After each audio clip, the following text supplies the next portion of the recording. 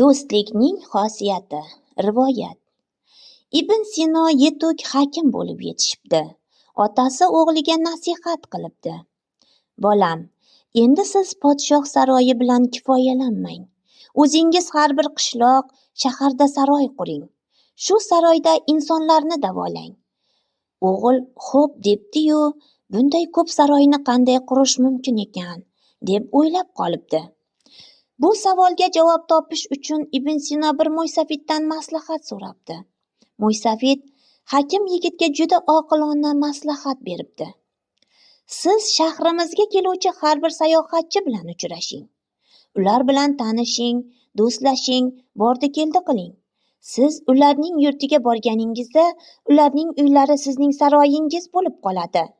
O'sha yurtdagi bemorlar sizning marhamatingizdan bahramand bo'ladilar. Ibn Sino dono maslahatga amal qilib, do'sti ko'p insonning doimo barchaga yordami tegadi, degan xulosaga kelgan ekan.